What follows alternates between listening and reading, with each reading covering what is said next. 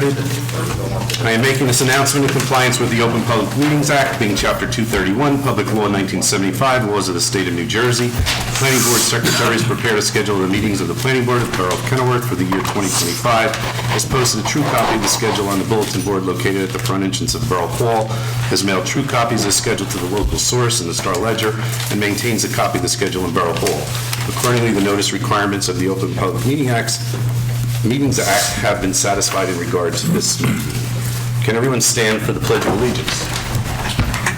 I pledge allegiance to the flag of the United States of America and to the republic for which it stands, one nation, under God, indivisible, with liberty and justice for all.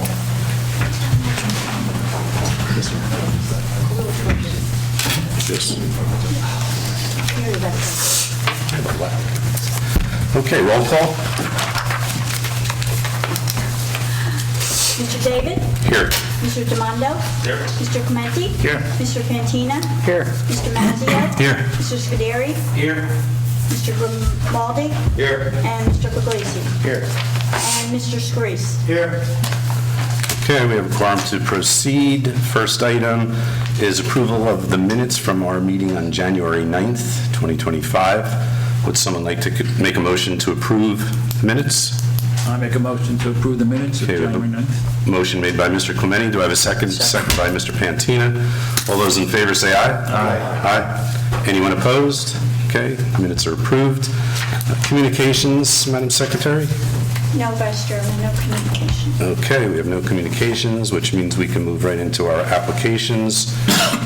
First up is application 22-004, a minor subdivision, 320 North 21st Street. Is the applicant here?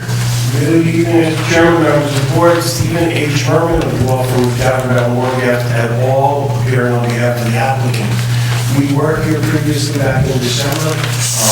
The majority of our application has gone in. We are coming back today because there were some issues that had been identified relative to the lookalike ordinance and the fact that we're doing two-lot subdivision, and the board wanted to see and confirm that the two proposed houses do not conform to the lookalike ordinance that you have here in Kenilworth. So without further ado, I'd like to introduce Christopher Zander, who is the architect on the property. Okay, very good. Sir, could you raise your right hand, please?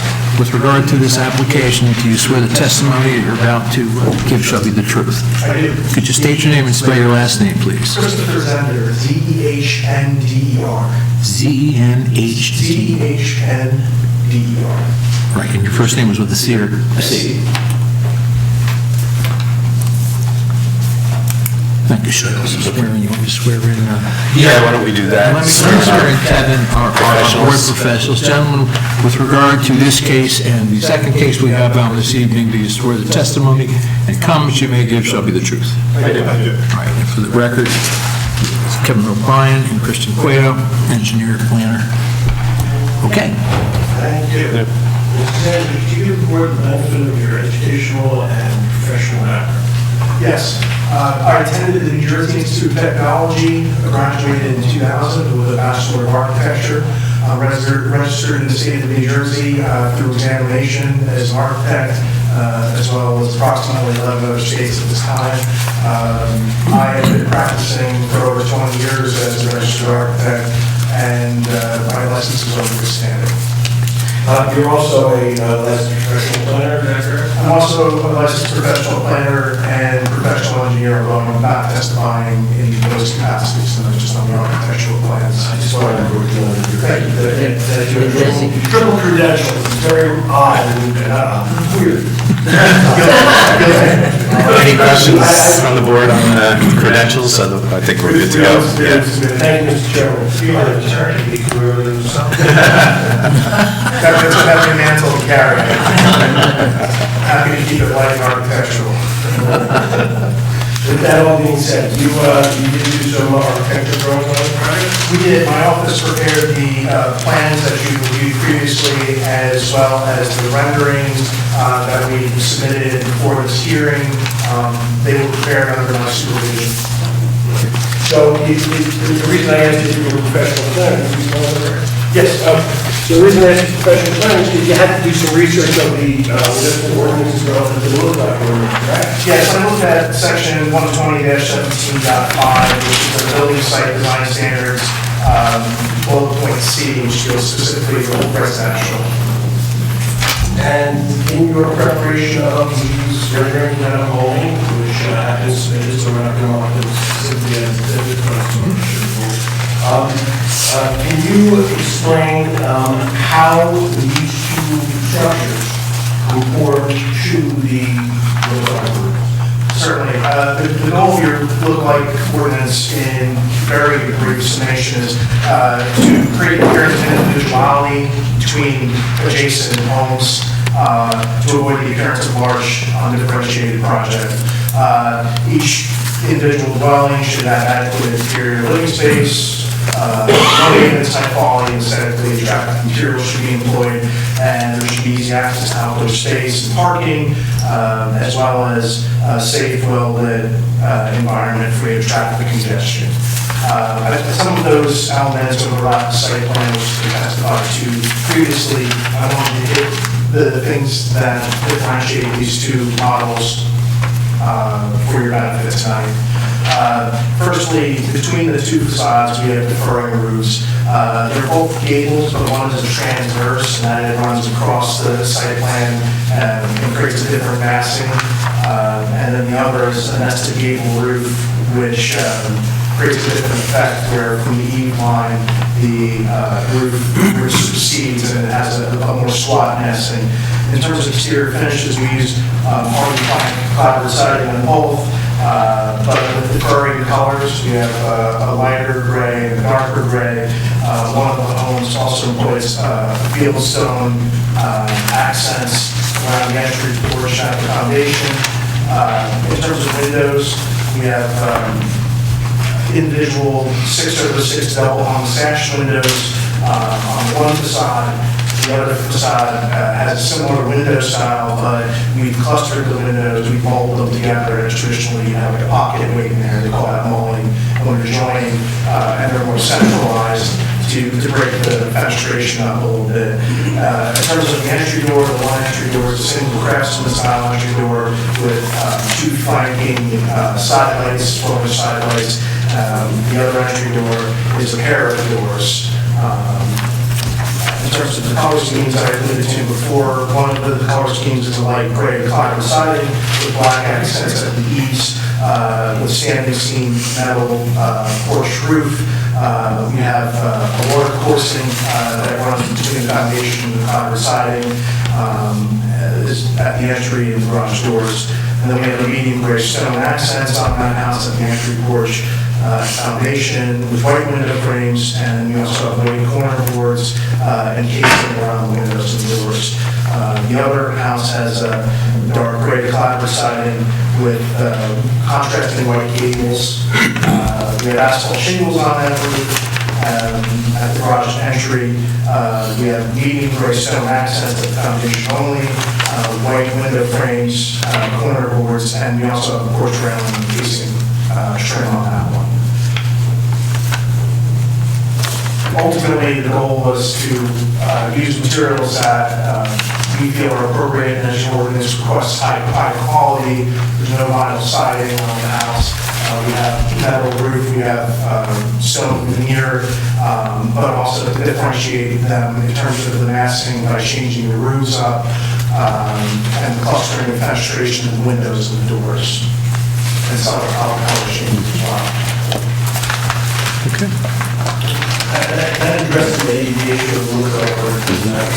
We indicate to the board understand that you have a one application that certainly is more rich as we come up with the floor plans and show what the interiors are going to look like. The one thing that I'm going to make this affirmative representation of the board, we make sure our client is aware, as well as our architect is aware, basements are not related to housing.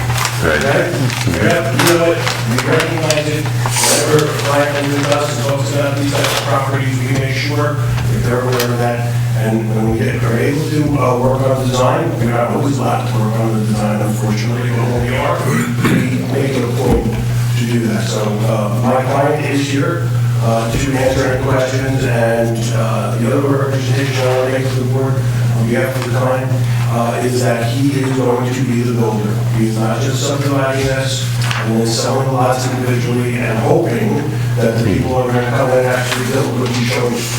He's the builder. So it's a much different situation than we see a lot of the time. Yeah, Mr. Rego has a question. In the event the board approves this, I am assuming that what you're saying is the homes that we're seeing, that the board is seeing, will be the homes that will be built.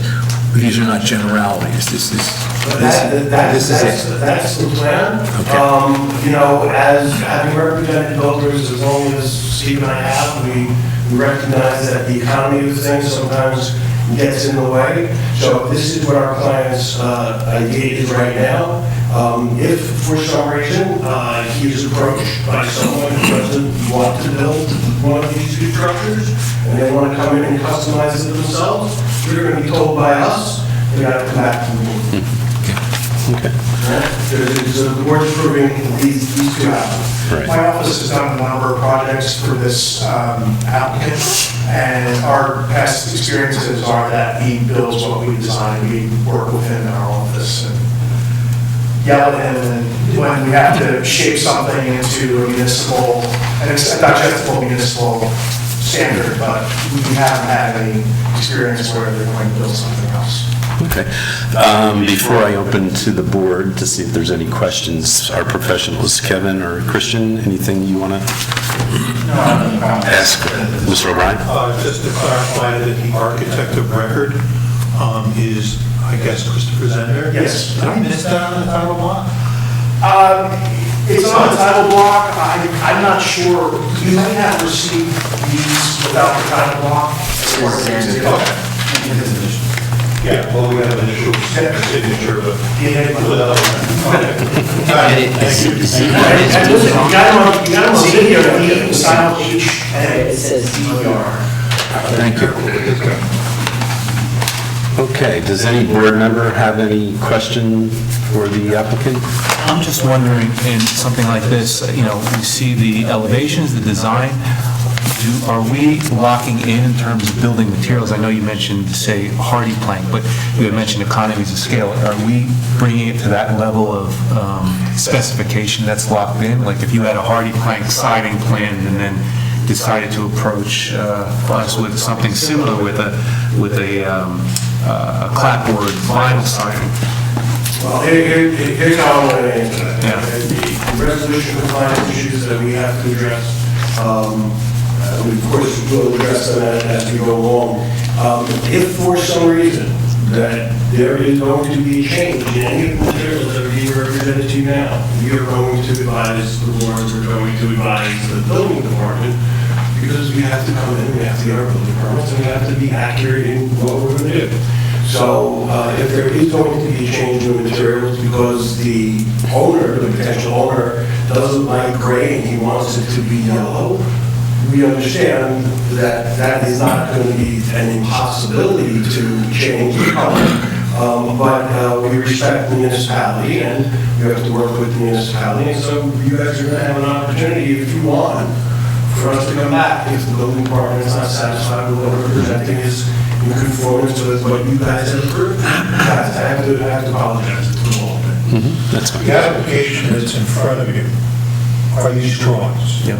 And the representations they've made. So any substantial change to that, gotta go back and say them. So this is what you're approving, this is what they gotta build. They change it, we'll see if we get that. But if we decide to go with a 4-inch lot versus a 2-inch lot, that's not going to be. Yeah, I don't think that's substantial, right? Right? That just wanted to clarify. Yeah. Okay. Any other questions from board members?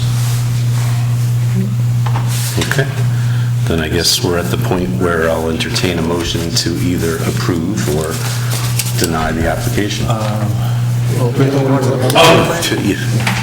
one more time, right? Christian does have an issue. I do have some follow-up questions on that. Okay.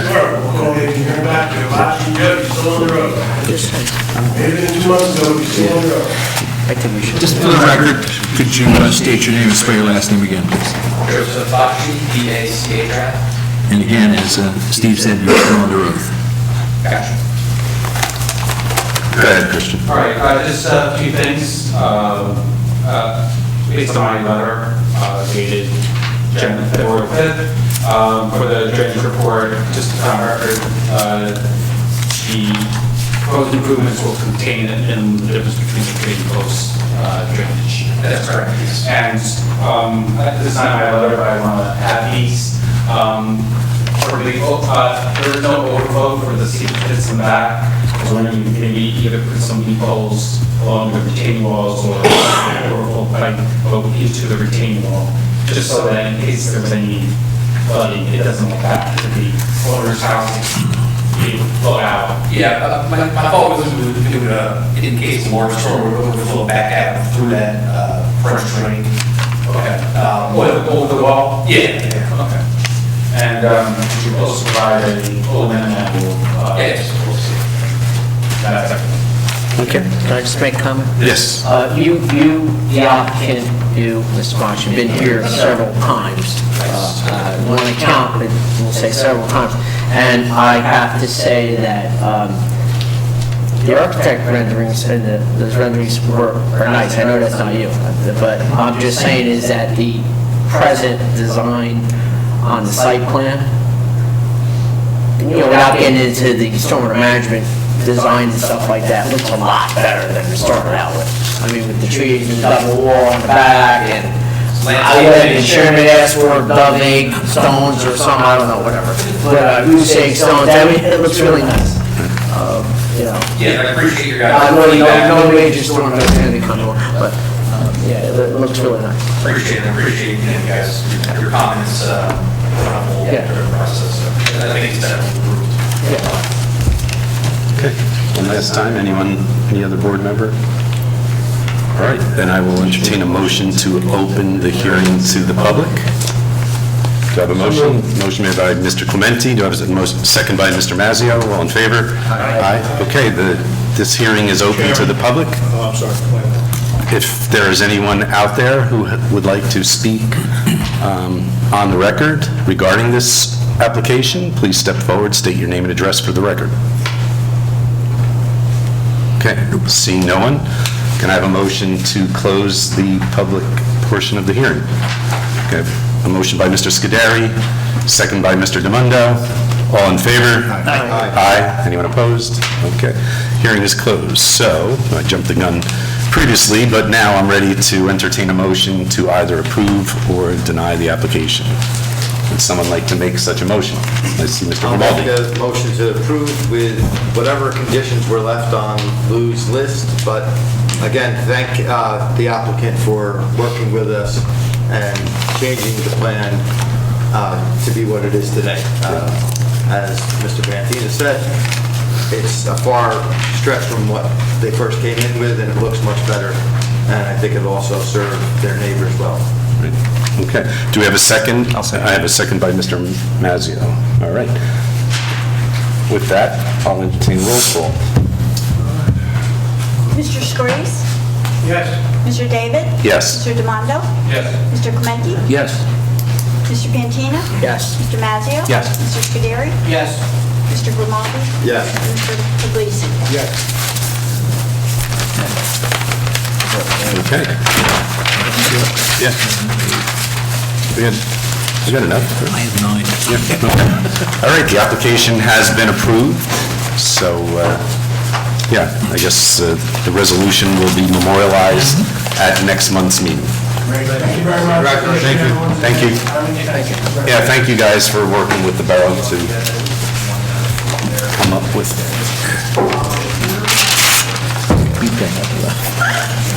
Yeah, but now.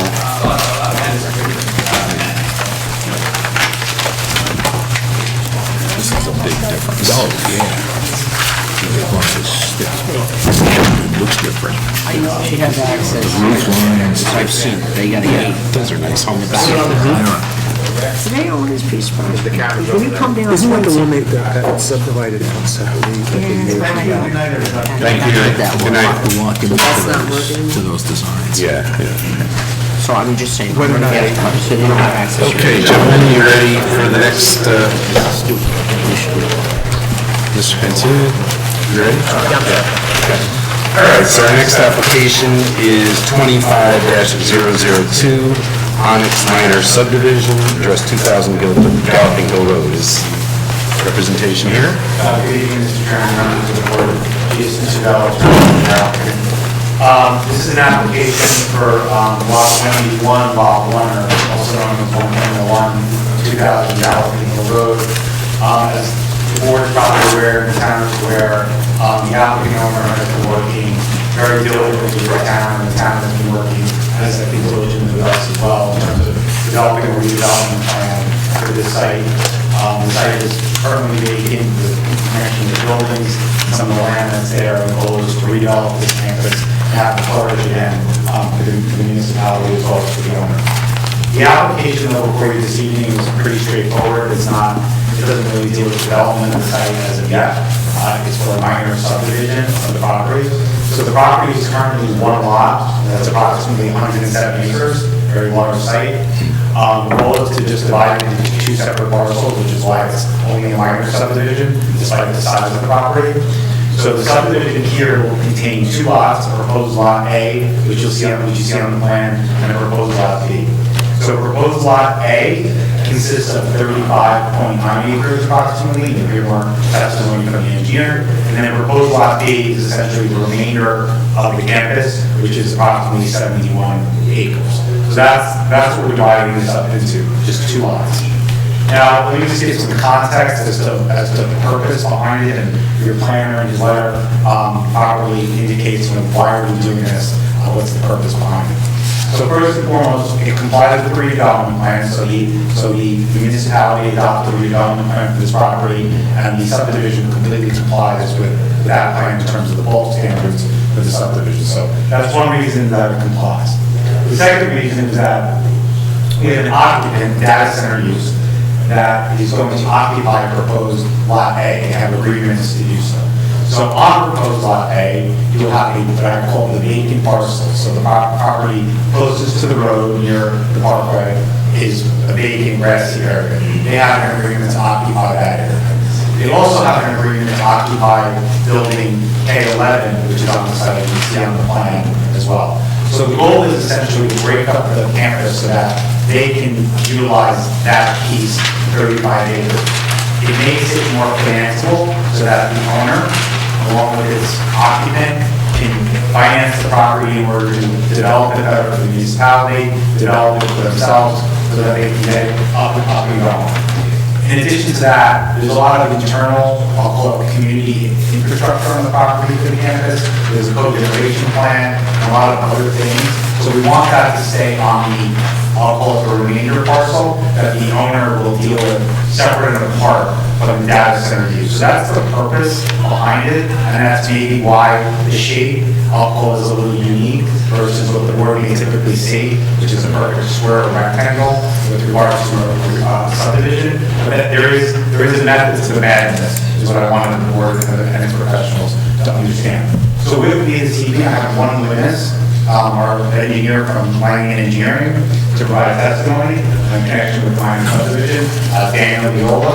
So, council, if you want to swear him in, we can get him, I can qualify him after that. Yes, if you could raise your right hand, please, with regard to this application, do you swear the testimony you're about to give shall be the truth? Yes. Could you state your name and spell your last name, please? Daniel Miola, M-I-O-L-A. And why don't you qualify him? So Dan, if you could just go through your educational background, licenses held, whether they're in good standing, and your experience testifying as a civil engineer in the state of New Jersey. Sure. I have a bachelor's degree in civil engineering from Villanova University, a master's degree also in civil engineering from Stevens Institute of Technology. I've had a PE license, New Jersey PE license for probably 15 years, and my license is in good standing, and I testified before dozens of boards throughout the state. Very good. The board accept Mr. Yule? Yes, I believe so, right? Thank you. All right, so then why don't we get the board oriented to existing conditions on the property? So you have the exhibit here, you just identify that exhibit and indicate who prepared it. I just want to make make sure one thing is clear from what I stated earlier. CoreWeave has a lease agreement with respect to K11 and an exclusive right to the vacant parcel. I just wanted to make sure that was clear. Sure. So this first exhibit I'll speak to, I will mark exhibit A1. A1, yeah, whatever we don't have, we mark, so this is A1. The drawing title is aerial exhibit. It's an aerial of the existing site. Most people here, I'm sure, know this site. It's the former MERP campus. It's 2000 Galloping Hill Road is the address. It is block 181, lot 1.01. The entire site is one lot, as explained by our attorney, Mr. Duval. The site is 107 acres. Just to orient everybody, this exhibit, the north arrow is actually facing to the left. So Galloping Hill Road is one of the major frontage on this site. That's on this left side of the exhibit. The Garden State Parkway across the bottom is the west side of the exhibit. And South 31st Street is along the southern boundary of the property as well. Some other aspects of this campus that you may hear during our presentation tonight, the vacant parcel along Galloping Hill Road is on the left side of this exhibit. Building K11 is towards the middle. As we indicated, building K11 is getting coupled with the vacant parcel and subdivided off from the rest of the campus. Some other aspects is the cogeneration plant and boiler house, which is just to the north of building K11. That is going to remain on the remainder of the parcel, along with these additional former MERP buildings such as K6, K1, K5, K12, K15, and K18. And so the existing uses on this site will formally support MERP's laboratories and research use, but they also do manufacturing here, office use, data center use as well. To flip to the subdivision, I'm going to speak on next exhibit. So we'll mark this A2. This is the plan that the board has in terms of the subdivision. It's just recolored. Let's mark an A2. Just for demonstrative purposes, just so the board can follow. Yeah, bring the hand out to the board. No, I just thought it's pretty, just one exhibit, it's pretty easy to follow right now. Nothing is ever easy to follow. Heads up, I've been on both sides. Thank you. So the outer track line here is highlighted in yellow. Again, it's 107 acres. The proposed subdivision line here is highlighted in blue. Within that, as I explained earlier, is building K11, some of the parking to the east of K11, some of the yard area to the south of the K11, as well as what we call the vacant parcel to the north. Remaining on this site in lot B, the remaining 71 acres is really the rest of the site. So we're subdividing off this this northern tract as labeled on the subdivision plan. We label it as Lot A. It's 35.9 acres. The remainder of the site we're labeling as Lot B, and that's 71.5 acres. We ultimately intend on getting official tax lot designations from the borough assessor. And then just let's go through them one at a time. So proposed Lot A is conforming with the ordinance, correct? Correct. The redevelopment plan that dictates the zoning law requirements for this property has really one requirement from a lot size perspective, and that's that any subdivided lot has to be 10 acres. Which is met given that this lot that we're creating is about 36 acres. All the other bulk standards from the redevelopment plan are to be applied to the tract as a whole, regardless of subdivision. So that's how that zoning was written. Okay. So then, as us, proposed lot we also conform, correct? Correct. Okay. And then if you could just, I know I went through it in my opening a little bit, just so the board had context, but just explain, why the shading is the way it is in terms of, making sure that the full area is properly delineated. Sure. This is a pretty busy site in terms of buildings, utilities. There's substations, cogeneration plants that given MRF's needs. And that's actually one of the main values of this site. And so in order to create this parcel to lease to a tenant, it was also important to keep some of those major utility and infrastructure elements of the site on the remainder parcel. And so that's why you see this blue line kind of carving out around the cogeneration and boiler plant. There are other major utilities throughout the site that are also staying within what we call the remainder parcel, the 71 acres. I will say that while we did try to do that, there are utilities running through this site. There's access roads, there's parking that will traverse across the subdivided parcel. And in order to deal with that, the owner will execute a reciprocal easement agreement between the owner of Lot A and the owner of Lot B in order to spell out the terms and conditions associated with that the common infrastructure elements. Yeah, and Mr. O'Brien pointed out in his letter, and I just want to make sure that we discuss it. Just the access from the main roadway, there would be reciprocal easements recorded on the final plat, and you have a mark on there that the board would be able to see, and those easements will be placed on the plat, correct? Correct.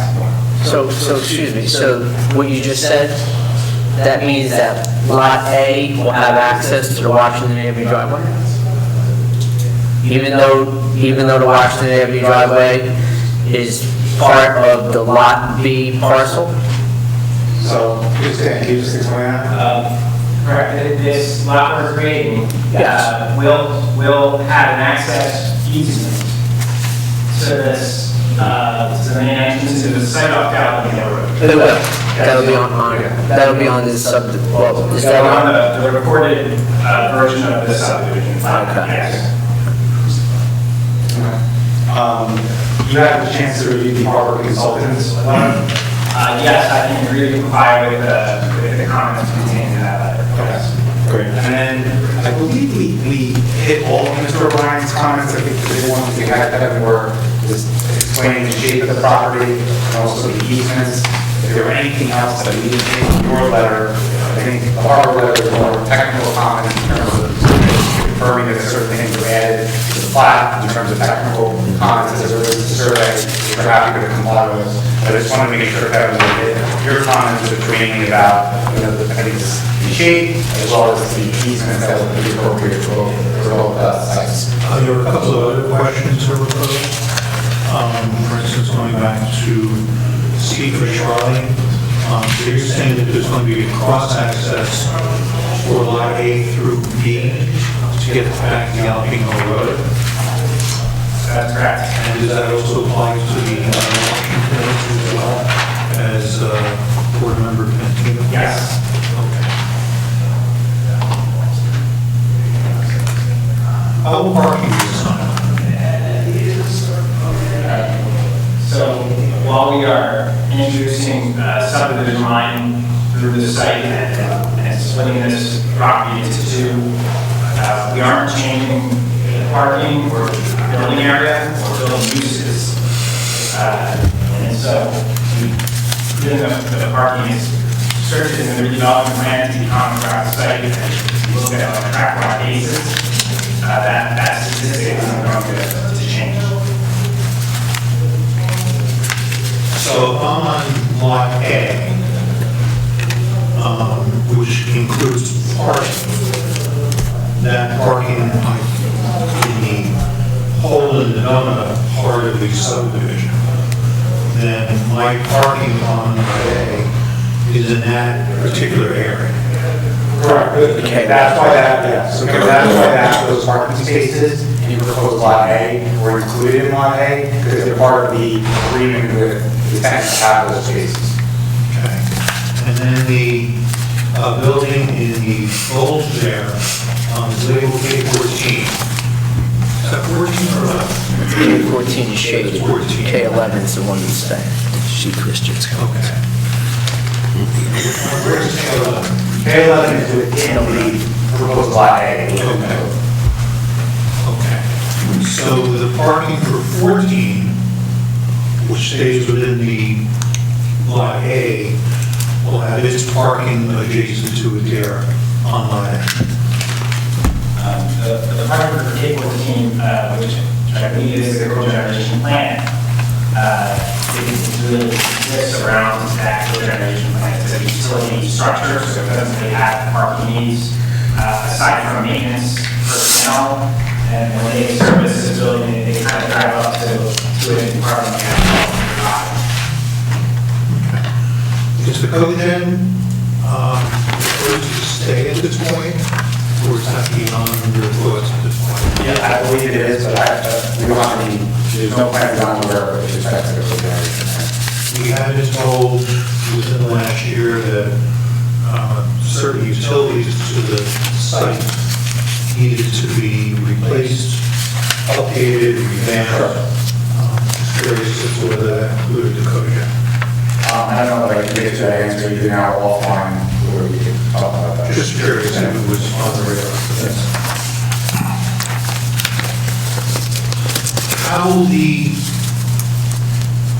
How will utilities get to K11? If they're on. Yeah, so it's the same way that it would be today, but just we would have easements with the two properties that would be noted on the subdivision plat in the event that was required. Okay. Yeah, obviously, the owner wants its tenants to ensure that they have proper utilities, so there's no issue. But yeah, but it's a good point, we'll have it on the plat as well, and we'll see it at the final review.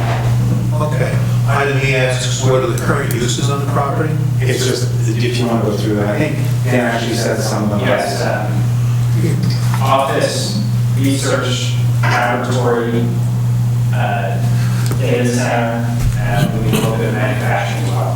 Yeah, and just kind of just so you're aware, those uses are there in terms of in concept, but the buildings are vacant. There's nobody occupying anything. Are all of those? K15, yes, it's not occupied. Okay. I'm sorry. Yeah, they're all empty, I confirm with the client. That's Okay. I'll bring my comments up when he's here. Okay, so all the buildings are vacant, okay. And you talked about a data center for Lot A? Right. That's the proposed use at some point in the future? That's correct. And if there's a need, obviously, for a site plan, I think I would come before this board and we would have a chance to review. Okay. Thank you, sir. You're welcome. Christian, you have anything? No, everything was really stating whether most of, since it was just a minor subdivision, my role was just to make sure that all the variance distances were correct. Yeah, I think even though the minor, you could record it by deed, I think, based on the size of the property. Yes, I would prefer, So that's fine, obviously. That's okay. All right. Any board members have any questions? Mr. Pantina? Okay, so, thank you, Chairman. So, most of my comments were raised by our other professionals. But just, again, just, so I like to repeat things. Lot B, all those buildings are vacant. So I guess it's the owner's opportunity to subdivide it now and deal with that later. Just not now, I guess, to get Lot A and get that tenant in. Right, I yes, guess. I mean, so I asked the question, whenever I get a subdivision like this, I always ask the client, why are you doing this? Because it's not like vacant land that we're just parceling out to be homes or anything like that, which is a typical subdivision, right? And it was a very common sense answer the way that the client explained it to me. So proposal lot A, they have a proposed tenant, which will hopefully start, being profitable. So that's financeable by itself. If you didn't do the subdivision, the rest of the property, since it's vacant, is basically a loss. They're losing money. So you can't finance for a loss. You have to carve out what's going to be income generating in order to get financing for that. And then hopefully they start tenanting the other buildings as well. So that was my concern. And my second concern, you answered with the cross easements that are going to be on the deed about the Washington Avenue access. And I had several concerns on that. One is because how is Lot A going to get it? And two is if it's not, from my past experience, and I'm not talking for the board, I'm just talking for myself, but from my past experience, I don't think Kenilworth or the county needs another traffic light between the Parkway and Washington Avenue to get access to Lot A. I know this isn't the site plan, it's just a minor subdivision, but I don't know what your data center's intentions are, but the fact that you have easements, the cross easements to Washington Avenue driveway, that should be enough for now. Until the site plan comes in. Yeah, when the site plan comes in, maybe, obviously, we can't review it, the board will give a review, and we can deal with it. Okay. And also, what's good, at least the data centers, the trip time very low, which is always a good thing. Right. And so they'll have cross easements on from the Washington Avenue exit, the light there. Will they also have cross easement? Will there be anybody coming in from 31st? You have a secure entrance back there. You have a guard there, right? So there will be an access easement Down there. to the driveway on South 31st. So there will. Yes. And that'll be on the plat as well. Yes. Okay. Good. Mr. Grimaldi? Basically, reiterating what Nick's saying, my only hesitation with this is that you're putting Lot A in a position to have its own separate access, and none of us would appreciate that. They're separating it because of financial reasons for paperwork, and you're referencing, so there's a different owner for Lot A and Lot B? No, same one, it's different. So it's the same owner, okay, it's just to make, as you're saying, the parcel finance. And that's what also makes it easier with respect to the easements, we're giving them to ourselves, so that, it's paper, that the access and the utilities will work. And as you said before, the redevelopment plan maintained that all parking had to be shared and accessed. And we're not obviously increasing the buildings as part of this, so the parking stays the same. Obviously, if a building comes on site, we'll have to do a parking table and demonstrate that the parking is still compliant. And the tenant for the front, Yeah. are they going to occupy the existing building, or are they going? The tenant for the front or the occupant has rights to pay a rent, and then to the front, and it is for to possibly occupy the front parcel. So, just a question, this is Nest, which they publicized, and this is what that site's looking like. So, when any of this, the rest of this happens, obviously you guys will be here. Well, here, my guess is you will see either me or somebody representing another occupant coming before the board quite often, try to get this site, back to where it should be. And none of that we're seeing on this, what we're seeing on this is only beneficial to the powers of The this. client has to do that to get this started. Yes, okay. That's part of it. Mr. Dare? Just to clarify with the parking, that's going to be the easement site-wide? Because I know I've seen plans where most of this parking lot is going to disappear with generator fields and everything else. So the parking is dealt with as a whole for the redevelopment plan in terms of the number. What you're asking, tell me if I'm wrong, is whether or not there would be parking, like reciprocal parking easements so that people can park in different areas. If that's required, we'll do that. But the area that we're parking out, that we're looking at, proposal Lot A, will be the parking ability K11 occupants in there. But most of that, if this goes through, I haven't seen the plan for it, and that's gonna be a generator. So you're gonna lose most of that parking. You are correct. When the application gets filed, there is a fair amount of equipment going in that parking lot. We will have to deal with the parking requirement for this building as part of that site plan.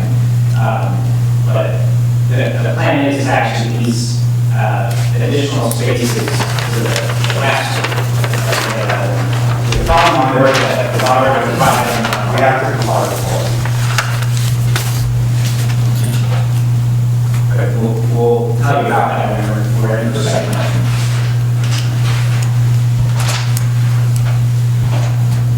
Well, you're saying just, basically just a paper division. That's all. No matters, if you didn't know any better, you would No, nothing will physically change. But the point that a lot of people were making about homes, just, we anticipated that we have to have directly easements on the lot for access, parking, utilities, whatever is necessary, which we will put on each of your professionals, before it gets signed. Okay. Oh, Christian. If you have any issues providing an AutoCAD version of the finalized plan so that we can add it to our tax, it'll be easier for us to add to our tax, especially with the uniques. Yeah, sure. No, I think one of the requirements of that time and subdivision statutes that we have to provide a copy of everything in this point here. So if you want to add it on this one. Yes. And the tax assessor. Any other questions from board members? Can I ask Kevin a question? Sure. And Kristen. Anything that we're doing here, you can't see anything that's backing us into a position for any type of the further development. Any type of further development. Eventually, the rest of the site is going to be developed. That's why they're doing this. Is there anything that is putting us in a position we may not want to be in by the nature of this separation? I mean, we've talked about access. I know it's not in front of us now, but there's signage to the entrance, there's branding to it, but those all things are going to come. But is there anything you see here, looking at what we hope will be these next steps, that you would want to tweak or anything now? We don't know where we're going, but nothing stands out here. I feel sorry for the assessor and engineer I have to draw these lines. But other than that, nothing stands out that would talk about health and safety or would have a significant impact on future development. These folks know what they're doing. Now, that's just blanket statement. They've got a plan. Apparently this fits with what they've got in mind. And if they were going to do something that would harm themselves, I don't think they can do it. On the other hand, we're here to represent the borough, the interests of the borough and its people. And when this comes back to us, should it in the future for a site plan review, we will give it full review as we do every other application.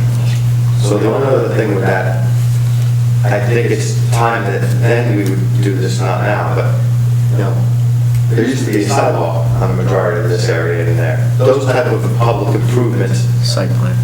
It's not for now. Pure site plan. Okay. All right. Anybody else? Okay, seeing no one, then I guess I'll entertain a motion to open the hearing to the public. Have a motion? Motion made by Mr. Mazzio, seconded by Mr. Clementi. All in favor? Aye. Anyone opposed? Okay, the hearing is now open to the public. If there's anyone out there who would like to make comment on this application, please step forward, state your name and address for the record. Okay, seeing no one, I'll entertain a motion to close the public hearing. I see a motion made by Mr. Grimaldi, second by Mr. Clementi. All in favor? Aye. Anyone opposed? Okay. All right, gentlemen, at this time. You're raising your hand, sorry. No, I don't think I have a closing for this other than just to say it's fully conforming to the first step in revitalizing this campus, and we really appreciate the town's diligence in working with us. You know, and when we come here, you see kind of like the end product sometimes. Right. There's been just a lot of work that's been involved in terms of getting this property in the redevelopment area, redevelopment plan to revitalize it. So we really appreciate it. Yeah, and we appreciate what you're doing. Okay, so I will entertain a motion to approve or deny this application. I'll make a motion based on tonight's testimony to approve the application for minor subdivision. Okay, were there any conditions? Across the easement stuff, add that to the flat. Well, The cross-access easements. the reports, I think the cross-access easements and parking easements and utility easements would probably come up in the site plan, I would assume. No, excuse me, sorry. No. No, the cross-access easements have to come up here as part of the Yeah, site. I did that. You did, okay. And then pursuant to Just to be clear, what we will do before we file that map is I will provide it to your professionals. Planning will have to show notes on the plan like you would, indicating where those easements will be, assuming they're good with it. Then they'll sign off on the plat and it'll go forward. And you'll see where they are in advance of it being perfected. All right. So our consultants reports the easements per A2, and you're going to provide some more detail on that. We would want the 190-day time frame, and obviously, I think our professionals would want to, we would want to look at, before any subdivision deeds are recorded or easements are recorded, we want to look at it and make sure they're okay. They'll all be on the plat, you just will confirm the Okay, plat. because I know Christian had a number of comments regarding meets and bounds. Yeah, those are all acceptable, and Okay. the plat will be. Other than that, it's fairly straightforward. Okay. All right, so Mr. Mazzio made a motion, and we have a second by Mr. Pantina. Take a roll call. Mr. Scurries? Yes. Mr. David? Yes. Mr. Clementi? Yes. Mr. Pantina? Yes. Mr. Mazzio? Yes. Mr. Scuderi? Yes. Mr. Demondo? Yes. Mr. Grimaldi? Yes. And Mr. Parisi? Yes. Granted. All right. Thank you. Thank you. And, there's a question of the resolution. Yeah. I will have to do that. We're going to have to, in conferring with the acting chairman, we want to handle this application like we do every other. Have a hearing, decision, I do a resolution shortly thereafter. That way we have all the conditions and anything else that needs to be in it that isn't covered. I know there was a resolution provided, but the board is not comfortable with doing that. But we'll have it done next possible opportunity. The memorialization would be at our next public meeting, which is the second Thursday. And proceed, obviously, you've been around. I mean, if you want to proceed at your own risk, and go for You it. know, we'll start perfecting the plat. Exactly. So that you guys can take a look at it. Exactly. Thanks very much. Yeah, thank you. Is there some time consideration affecting your request? Yeah, I mean, Or to consider this earlier than usual? yeah, there were some contractual deadlines as to what we wanted it to be that way, so. But that's not the board's problem, I understand. Yeah. Well, the board does on occasion work with an applicant that has, a time commitment to have a meet, if we have to have a special meeting or something like that, we can entertain something along those lines, so. The meeting once a month? So our next regular meeting would be the second Thursday of March, so basically a month from now. All right, I mean, if there is a pressing issue, I can reach out to Mr. Rego. Yeah. And Yeah, we would just have to make sure we can get a firm for you, but we would definitely be willing to try, We need 5 people to we need 5 people for a meeting, and we can memorialize with less than that, but we need 5. All right, no, that's very much appreciated, and I'll reach out and hopefully we can coordinate. Do what you can do. If you think that you may need that, you may want to perhaps tentatively set a date this evening, because you have all the board members here. Oh, that's a good point. With the calendars. You have to notice. You have to do a 48-hour notice. For the special. You have to just- Well, if we carry it, It's March 13th. Would be a month from now. well, no, that's, Well, if you carry it. you didn't have to notice this meeting. You know, we don't have to carry anything, but you still have to be OPMA. You just- Yeah, for a special meeting, yes. You're right. Yes, the only matter on the agenda would be the resolution. On the 17th? On the 13th. On the 13th. But We had to make a fence indicating thing, right? There is a time constraint he prefers. Yeah, like, for example, if next Thursday or the Thursday after that could be done. I mean, if you're, I know you probably have council meetings and other things that are. Thursdays are usually not an issue. So today is the 13th, so. Like you did The 20th or 27th. So like the 27th, is that Already fine. Yeah. Okay. Already fine. So that means, board members, is there enough of us that can make the 27th? I'm good. I can, yeah. That's very much appreciated. And that also gives us time to publish, because I know your one paper is a ledger, but your second paper, you gotta do 2 newspapers or. Once a week, the local source. Yes, you probably have to get it out right away. Okay. Yeah, I can work with you on doing that, that's no problem. Special on the. Especially on February 27th at 7 PM. You can meet earlier if you want to get it over with. That's good. 6:30? Time-wise? It's up to you. It's up to the board members, not to me. You're saying I can make it, you know. you can do any time from 5 o'clock on. Yeah. Well, again, we have to make sure we have a quorum. I can make it, you know. So what time? 6. Let's go with 6:30. Yeah, that's our normal And workshop. then I'll work on that. Okay. Thank you so Yeah, much. Just do that, we'll just do the rest. Yeah. Yep. All right. Thursday, the 27th, It's 6:30 PM. 6:30 PM. In these chambers will be a special hearing on the resolution. Right. That will be provided to us. Any updates that you guys need to make on the, you know, on the maps or whatever, you have ample time to get that done. Yeah, we'll start doing that. That'll be more of a post-approval thing, but we'll get started on that now, so we can. Okay. Thank you so much, everybody. Yeah, you're welcome. Thank you. Bring any exhibits, 11 by 17 to the board. I got it. Thank you very much. Take care, everybody. Have a good night. These guys are blind, but All right, so we're done with that application, so we can move to comments for the good of the board. Does anybody have any comments for the good of the board? Okay, I don't see any. So next item is to open the meeting to the public. Would someone like to make a motion to open the meeting to the public?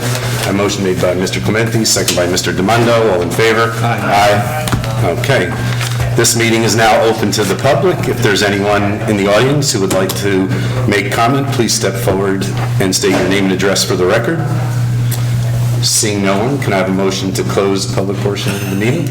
Okay, I have a motion by Mr. Scuderi, second by Mr. Demondo. All those in favor, say aye. Aye. Motion opposed? Okay, we have a motion to adjourn by Mr. Mazzio. Is there a second? Second by Mr. Demondo. All in favor? Aye. All right, meeting is adjourned. Thank you, gentlemen. I was going to say.